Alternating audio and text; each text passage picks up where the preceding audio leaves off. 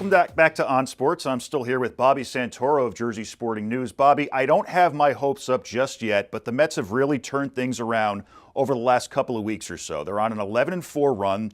They're on a current 5-game winning streak.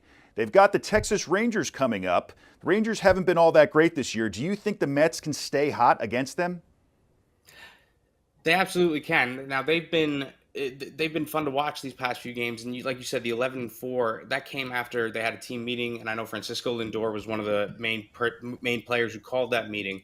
So they've been fun to watch. I've been checking in on them and watching a few of their games, and it's just they're one of those grinded out teams where you could see that, especially you're right against the Texas team who has not been anything near how they were last year. If they can stay hot, there's no reason why they cannot, make the wild card. It depends to see what they do at the deadline too, because if they stay hot and then instead of what we were talking about a few weeks ago, instead of getting rid of Alonso, you hang on to him now and see if you can make a run and maybe convince him to stay in the offseason.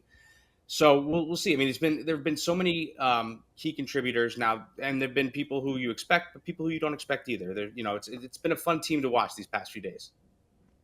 Now, what do you think happened this month with the Mets? What do you think was the catalyst in sparking this turnaround?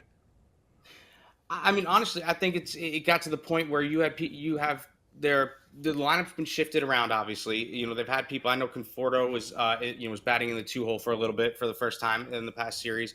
You have with JD Martinez and Pete Alonso now kind of going back and forth, switching in the 3 and 4 hole. I mean, I think that's really it's kind of you're trying to find the right groove, and you're trying to find things that kind of click for you, and all of a sudden things are starting to go right. You look at the London series. I mean, Drew Smith almost blew that game, in the London series against Philly. But that Luis Torrens, who's been a godsend for them, on the bench, that kid can flat out play baseball. He's a baller, and he had that great double play to end that game. He has a hose behind the plate. I've seen him throw people out, with ease. So I mean, you have kind of these young guys who are just they're there. They're people you don't expect, but they're still hungry. They still have, as like they would say in Rocky, as Apollo Creed said, they have the eye of the tiger. They want it. They want to be there. They're not complacent. So, I think that's kind of what's changed. They're starting to really believe and be motivated. And it's not the same old Mets as you would say that we saw a few weeks ago with, when it comes to like everything just seems to go downhill. It seems like they're turning it around. Not a great season in terms of batting average, but during this run, who's been doing well at the plate? So I would say during this run, I mean, it's been JD Martinez, and obviously you got a savvy vet like him in front, to go along with the young players, and you have him with Lindor and Alonso.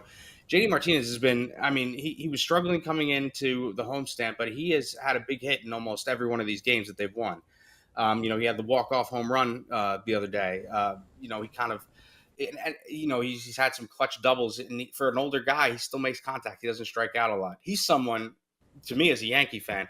I was watching the games against the Marlins, and he had about 4 or 5 flyouts to right field that I'm like, that's over the fence at Yankee Stadium. Right. It shocks me how the Yankees never, were able to kind of go out and get him. But he's been the big guy to kind of help them out. Starling Marte just keeps lacing line drive singles everywhere, whether it be opposite field or he's pulling the ball to the left. He's been hot at the plate as well. So those are the 2 big factors, I think, in the lineup. Lindor's turning it around. Obviously, as we've seen, Alonso had I think 5 RBIs yesterday too. But those have been the 2 consistent ones, I feel like, throughout the series. What do you think the Mets should do at the trade line? I asked it about the Yankees, but what about the Mets? So, I mean, that's the thing. If you're gonna go in, if you're gonna try and make a little bit of a run to the playoffs, now you don't want to mortgage your future, but I could see them getting another starter.